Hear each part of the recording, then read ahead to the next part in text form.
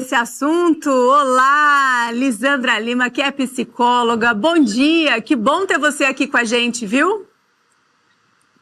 Bom dia, prazer pessoal, tudo bem? Bom dia, que bom, muito bom mesmo. Vamos lá então, Lisandra, conta pra gente o que de fato significa narcisismo. Bom, esse é um ponto muito importante, né, e que gera muita confusão popularmente falando. Então, vale esclarecer, o narcisismo vai muito além da ideia de uma pessoa que se ama demais ou que é somente egoísta. Ele é um traço de personalidade que envolve uma necessidade grande de admiração e uma dificuldade também de lidar com críticas, com frustrações, né, com as pessoas apontando ali questões que precisam ser melhoradas. Então, todo mundo, o fato é que todo mundo tem um pouco de narcisismo, dessa necessidade de ser admirado, de ser amado. Mas ela, inclusive, ela faz parte do nosso desenvolvimento.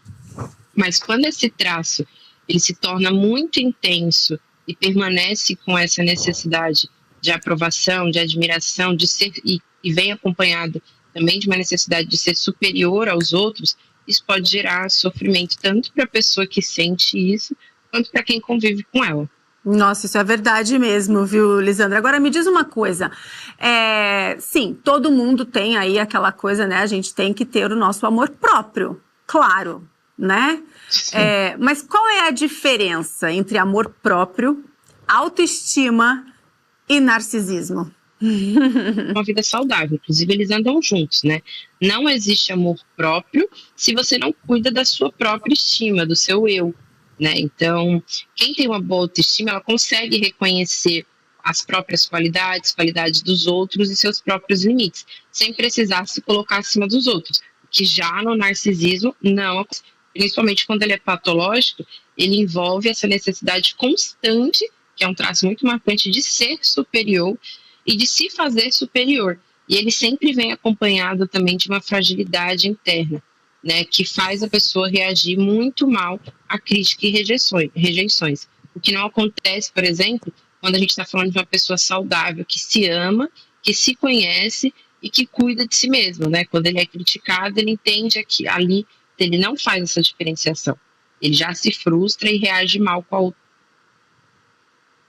pessoa. A crítica para o narcisista, ela é um ponto-chave, né? Porque as pessoas que são narcisistas não aceitam a crítica. A pessoa que tem o amor próprio e a autoestima, assim, bem cuidados, né? Aceita a crítica, provavelmente vai aceitar essa crítica como construtiva e vai seguir a vida. O narcisista, provavelmente não. Agora, me diz uma coisa, em que momento o narcisismo ele se torna patológico e precisa de ajuda, precisa de tratamento mesmo? Então, quando a gente fala sobre os sinais de narcisismo, é legal lembrar que cada pessoa é única, né? Então, esses comportamentos, eles podem aparecer de formas muito diferentes na vida de cada pessoa. Mas alguns sinais comuns que nós trabalhamos na clínica é essa necessidade constante de admiração, quando acompanhada também da dificuldade de lidar com as críticas, que podem gerar muita raiva ou sentimento de indiferença pelo outro, a dificuldade também de reconhecer os seus próprios sentimentos e a necessidade dos outros. Então, quando a gente está falando de uma pessoa narcisista, ela não tem empatia, né? A gente acha que a empatia é um sentimento universal, que todos trabalhamos, mas o narcisista, ele não sente empatia pelo outro, a não ser por si próprio, né? E essa sensação de superioridade. Então, o narcisista, ele está sempre atrás desse combustível de ser superior a outro e de se fazer superior. Então, como ele tem essa fragilidade interna, se ele perceber que ele não é superior ao outro, aquela outra pessoa, ele pode ali ter atitudes manipuladoras, né, que são muito, muito graves, para se sair melhor do que a outra pessoa, né? Humilhar o outro, estar melhor do que os outros. E ele tem um grande exagero nas próprias conquistas. Então, quando o narcisista vai falar sobre as conquistas dele, ele sempre exagera ou aumenta a visão real do fato em si. Olha só, então a gente tem aí A Lisandra colocou pra gente alguns sinais aí do que é uma pessoa narcisista. Agora, assim, um ponto que eu acho importantíssimo agora, eu quero ver como que você vai me explicar isso, porque, assim, a pessoa ela tem que reconhecer primeiro que ela é narcisista, que ela se acha superior, para buscar ajuda. Só que, assim, ela se acha tão superior que ela não vai aceitar ajuda. Por exemplo, eu conheço uma pessoa narcisista que já ofereceram... poxa, você tem que fazer um tratamento psicológico, você tem que procurar ajuda. A pessoa não aceita, porque ela acha que ela é suficiente. Então, como tratar um narcisista? Como ele... Entendeu? Porque, assim, existe isso. Chega alguém no consultório e fala, oi, eu sou narcisista e eu vim aqui me tratar. Porque ele acha que ele não precisa, que ele é o suficiente. Uhum. Sim, entendeu? Sim. Essa é uma pergunta que muita gente faz. Não, com certeza esse é um tema muito, muito recorrente na clínica. Inclusive, tem umas falas na internet que as pessoas dizem, né, que eu faço terapia para aqueles que não fazem, que geralmente são os narcisistas. Isso é maravilhoso, Então... Você tem que aprender a lidar assim, com eles, né? Exatamente. Então, a primeira coisa é que não necessariamente o narcisista sabe que ele é narcisista. E isso também é um trabalho. Às vezes a pessoa chega na clínica com outras demandas psíquicas, né, sofrimento, e a gente acaba identificando ali um traço na personalidade, e aí a gente trabalha isso com o paciente. Mas se o narcisista chega, normalmente ele não chega com a demanda de eu sou narcisista e eu quero me tratar. Entendi. Ele vai chegar com algum outro sofrimento ali subjacente, né, que está causando sofrimento para ele, que vem desse traço da personalidade. Então, as relações com pessoas narcisistas podem ser muito desgastantes, né? Porque a falta de empatia, essa dificuldade também de se reconhecer, de reconhecer os próprios sentimentos, e também essa necessidade que eles têm de superioridade, de valorização, isso é o que mais dificulta eles acessarem o tratamento psicológico. Óbvio que buscar ajuda nem sempre é fácil, né, porque admitir essa fragilidade pode ser muito difícil para elas, mas quando há o sofrimento e conflitos frequentes nos relacionamentos, e até as pessoas que se relacionam com narcisismo, quando vocês têm esse conhecimento, você começa ali a levantar essa bandeira para o outro, né? E aí, se ele quer manter essa relação, normalmente ele pode vir a buscar. Mas entende que ele não vai chegar na terapia dizendo, eu vi porque eu sou narcisista e as pessoas estão me criticando por isso. Ele vai chegar dizendo, por exemplo, estou com problema no meu relacionamento em casa, estou com problema com meus colegas de trabalho, porque as pessoas me criticam muito, e ele vai vir com essa sensação de que critica porque eu sou muito exigente, porque eu estou sempre certo, e aí você vai observando que, na verdade, ele está vindo porque ele é narcisista. Entendi. Então, gente, na verdade, se você convive com uma pessoa narcisista, tenta oferecer um tratamento psicológico, uma ajuda, sem tocar neste tema. Não é isso, Lisandra? Que aí, sim, quando for ao consultório, vocês, né, profissionais, vão conseguir tratar esses traços narcisistas, né? Porque, assim, tem até um comentário aqui de uma pessoa que disse, o meu marido é narcisista e quando eu falo, né, não aceita.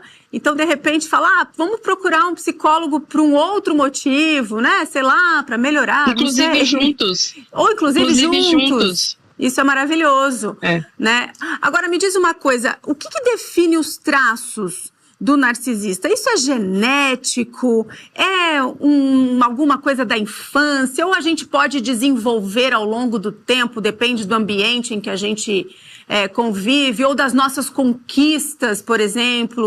O que define os traços? A origem do narcisismo ela é bem complexa, né? E não dá para apontar uma causa só.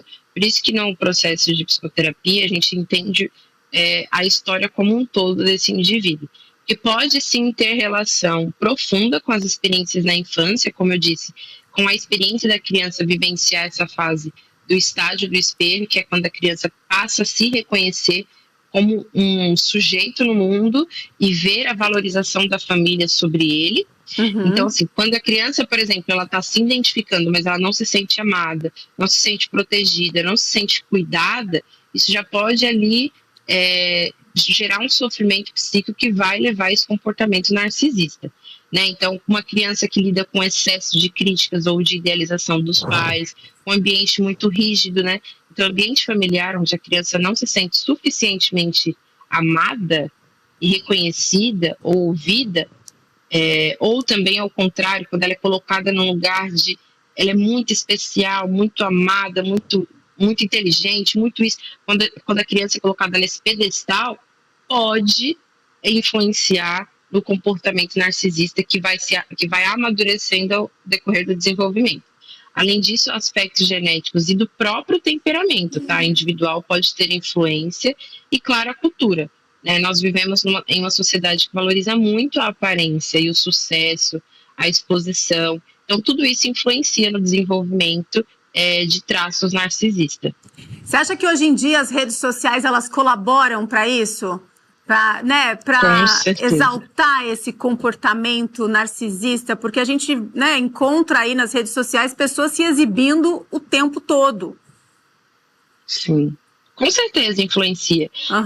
Inclusive as próprias ferramentas que nós temos, né? Vou falar do Instagram, do TikTok, de compartilhar, curtir, comentar, reagir. Essas coisas podem ser usadas como combustível. São usadas, na verdade, por todos nós que usamos as redes sociais, como combustíveis para nossa autovalorização, para o nosso amor próprio. Mas quando a gente fala de um narcisista, ele usa isso para reforçar o foco na própria imagem, né, na validação externa e essa busca por reconhecimento. Então, isso, ele estimula, assim, o comportamento narcisista, principalmente nos mais jovens, né? A gente está falando aí, muitas vezes, de adolescentes usando as redes sociais que nem estão com a identidade formada. Eles estão se formando a partir dessa experiência com o mundo, que muitas das vezes hoje tem sido através de TikTok, Instagram, WhatsApp, Facebook, né? Não está sendo através de relações reais na escola.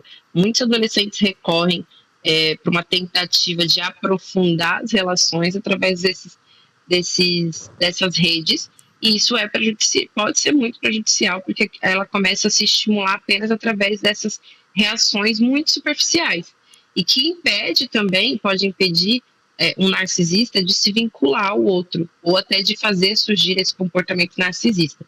Mas também é importante assim, entender que nem todo mundo que se expõe nas redes sociais ou gosta de elogios é narcisista. O que define o narcisista é a intensidade como ele lida com isso e a rigidez e o impacto que isso tem na vida da pessoa, né? Da valorização, da dificuldade de receber críticas. Então, é um conjunto que a gente tem que avaliar para definir essa pessoa. E quem convive com pessoas assim, narcisistas, quais são os danos emocionais? Né? Porque, assim, não são fáceis, né? Você qualquer crítica, você recebe um ataque, você recebe um julgamento. Quais são os danos emocionais? E essas pessoas, elas podem procurar ajuda para tentar amenizar essa situação dentro de casa, por exemplo? Sim, é muito importante, porque, como eu disse, o narcisista ele é uma pessoa normalmente manipuladora. Né? Então, quem convive com uma pessoa narcisista pode sofrer muito, e esse sofrimento ele precisa ser validado, porque o narcisista ele não vai validar esse sofrimento, ele vai, por exemplo, colocar essa outra pessoa num lugar de inferior ou de exagerado, de dramático, então ele vai desvalorizar o sentimento de quem convive com ele, e isso é um desgaste até fisicamente, né? Porque o narcisista, por exemplo, pode delegar inúmeras funções para o outro para se sair da situação. Então, uma pessoa que convive com o narcisista, ela pode lidar constantemente com baixa autoestima. Porque imagina, você vai estar convivendo com uma pessoa que te critica, não gosta de ser criticado, mas te critica o tempo inteiro. E que desvaloriza a sua dor, né? Confusão emocional, porque muitas vezes a manipulação vai ser... o narcisista vai se usar da manipulação no relacionamento, por exemplo, vai jogar a culpa para o outro, então, mas eu fiz isso porque você agiu assim, você é a culpada e eu tô certo, né? Então ele vai inverter os papéis em muitas das discussões. Pode gerar ansiedade, insegurança constante na vida de quem convive, porque a pessoa que convive com o narcisista nunca sabe qual é o próximo passo do narcisista. Então, isso vai gerar um medo, uma ansiedade constante, um medo de não ser suficiente, porque o narcisista, ele sempre quer mais. Ele sempre vai te colocar como não sendo o suficiente, que você não está amando ele o suficiente, que você não está valorizando ele o suficiente. Então, às vezes, pode ser muito... E essas reações, elas geralmente são muito agressivas, né? Indiferente. Ou você vai lidar com a indiferença do narcisista.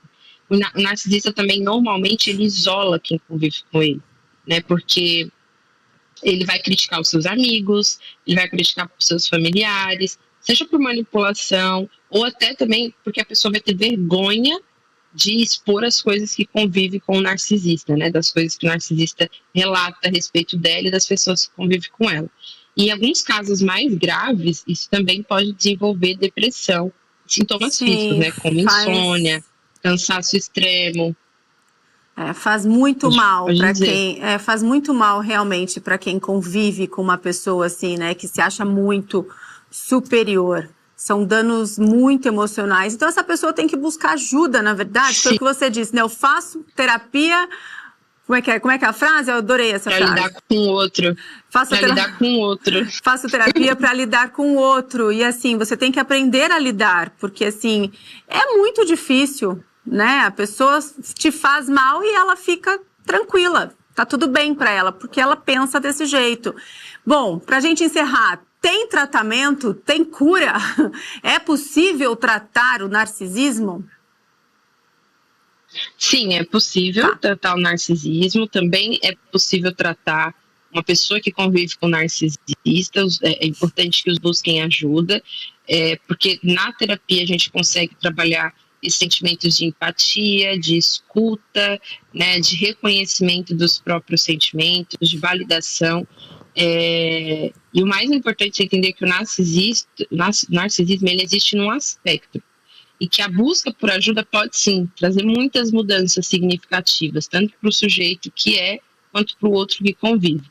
E aí a ideia aqui não é sair rotulando as pessoas, mas sim ampliar, né, o olhar sobre esse fenômeno que tem sido cada vez mais presente na nossa sociedade e muitas vezes mal compreendido, porque, como eu disse, num trabalho psicoterápico, a gente vai olhar o indivíduo como um todo. Então, quando a gente olha para a história de vida dessa pessoa, a gente consegue encontrar ali a fragilidade que está extenuando esses comportamentos narcisistas e trabalhar isso com aquela pessoa, né, para ele se fortalecer e entrar nesse processo de cura. Mas é um processo longo e que exige muita disposição. Exige muita disposição, um processo longo. É difícil, gente, é muito difícil. Esse tema, ele é complicado, ele é complexo demais, é muito complexo. Tem muitas pessoas aqui no nosso chat, gostaria de ler todas as nossas mensagens, mas eu vou destacar aqui só a Joyce, que ela disse, é tudo verdade, né?